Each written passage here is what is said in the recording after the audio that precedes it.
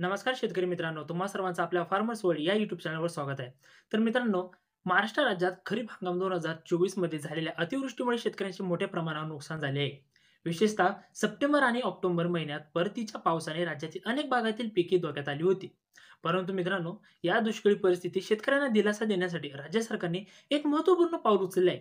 ते काय ते बघूया. त्यातील 6,43,542 शेतकऱ्यांना एकूण 733,45,00,000 रुपयांची नुकसान भरपाई देण्यात येत आहे. हा निर्णय राज्यातील शेतकऱ्यांसाठी मोठा दिलासा ठरणार आहे. मित्रांनो, अतिवृष्टी आणि पूर परिस्थिती खरीप हंगामातील आव्हाने काय ते बघूया. 2024च्या खरीप हंगामात महाराष्ट्र राज्यात जुलै ते ऑक्टोबर या कालावधीत अनेक जिल्ह्यांमध्ये अतिवृष्टी आणि पूरजन्य परिस्थिती निर्माण झाली होती. पण सलग झालेल्या पावसामुळे शेतातील पिके वाहून गेली किंवा पाण्याखाली गेल्याने नष्ट झाली. विशेषतः सप्टेंबर आणि ऑक्टोबर महिन्यात परतीच्या पावसाने विदर्भ, मराठवाडा आणि पश्चिम महाराष्ट्रातील अनेक जिल्हे प्रभावित झाले. या परिस्थितीमुळे शेतकऱ्यांचे मोठ्या प्रमाणात आर्थिक नुकसान झाले आहे. शेतकरी मित्रांनो, पिकाच्या नुकसानीची प्राथमिक पंचनामे शासकीय यंत्रणेने तयार केली असून त्यानुसार राज्यात 6,43,542 शेतकऱ्यांची पिके प्रभावित झाल्याचे आढळून येत आहे. या शेतकऱ्यांना दिलासा देण्यासाठी राज्य शासनाने 733,45,00,000 रुपयांचा निधी मंजूर केला आहे. यामध्ये विभागनिहाय मदतीचे वाटप कोणत्या पद्धतीचे ते बघूया. यामध्ये कोकण विभाग म्हणजेच ठाणे आणि पालघर जिल्ह्यामध्ये अनुक्रमे 109 आणि 2,730 शेतकऱ्यांना मदत देण्यात येणार आहे. ठाणे जिल्ह्यासाठी 3,02,000 रुपये तर पालघर जिल्ह्यासाठी 9,67,00,000 रुपयांचा निधी मंजूर करण्यात आला आहे. रायगड जिल्ह्यातील 113 शेतकऱ्यांना 3,25,000 रुपये तर रत्नागिरी जिल्ह्यातील 61 बाधित शेतकऱ्यांना 1,21,000 रुपये आणि सिंधुदुर्ग जिल्ह्यातील 196 शेतकऱ्यांना 5,02,000 रुपयांची मदत ही मिळणार आहे. मित्रांनो, अमरावती विभागासाठी सर्वाधिक नुकसान झाले असून या विभागासाठी मोठ्या प्रमाणावर निधी मंजूर करण्यात आलेला आहे. तो किती ते बघूया. अमरावती जिल्ह्यातील 155 बाधित शेतकऱ्यांसाठी 89,17,000 रुपये तर अकोला जिल्ह्यातील 14,706 शेतकऱ्यांसाठी 22,73,00,000 रुपये इतकी वाटप होणार आहेत.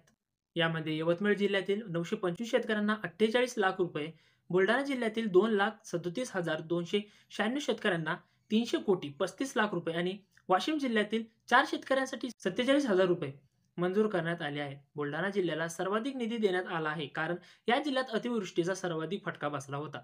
पुणे विभागामध्ये शेतकऱ्यांसाठी ही मदतीचा निर्णय घेण्यात आला आहे. सातारा जिल्ह्यातील 932 शेतकऱ्यांसाठी 68,00,000 रुपये, सांगली जिल्ह्यातील 8,199 शेतकऱ्यांसाठी 8,05,00,000 रुपये आणि पुणे जिल्ह्यातील 751 शेतकऱ्यांसाठी 2,60,00,000 रुपये मंजूर झाले आहेत. या विभागातही पावसामुळे शेतीचे मोठ्या प्रमाणात नुकसान झाले होते. मित्रांनो, नाशिक विभागातही अनेक जिल्हे अतिवृष्टीमुळे प्रभावित झाले होते. यामध्ये नाशिक जिल्ह्यातील 16 शेतकऱ्यांसाठी 1,00,000 रुपये, धुळे जिल्ह्यातील 1,541 शेतकऱ्यांसाठी 93,00,000 रुपये व नंदुरबार जिल्ह्यातील 316 शेतकऱ्यांसाठी 36,00,000 रुपये, जळगाव जिल्ह्यातील 1,540 शेतकऱ्यांसाठी 14 कोटी रुपये आणि अहमदनगर जिल्ह्यातील 1,224 शेतकऱ्यांसाठी 70,00,000 रुपयांचा निधी वितरित केला जाणार आहे. मित्रांनो, नागपूर विभागातील शेतकऱ्यांसाठीही मोठ्या प्रमाणात निधी मंजूर करण्यात आला आहे. वर्धा जिल्ह्यातील 12,970 शेतकऱ्यांसाठी 11,76,00,000 रुपये, नागपूर जिल्ह्यातील 123 शेतकऱ्यांसाठी 17,00,000 रुपये तसेच नागपूर जिल्ह्यातीलच 3,933 शेतकऱ्यांसाठी 9,84,00,000 रुपये वितरित केले जाणार आहे. मित्रांनो, गडचिरोली जिल्ह्यातील 2,685 शेतकऱ्यांसाठी 2,39,00,000 रुपयांची मदत मंजूर करण्यात आलेली आहे. मित्रांनो, शासनाच्या या निर्णयानुसार जुलै ते ऑक्टोबर 2024 या कालावधीत पुरामुळे आणि अतिवृष्टीमुळे झालेल्या शेती पिकांच्या नुकसानीबद्दल शेतकऱ्यांना मदत देण्यात येणार आहे. प्रत्येक बाधित शेतकऱ्याला त्याच्या नुकसानीच्या प्रमाणानुसार मदत दिली जाणार आहे.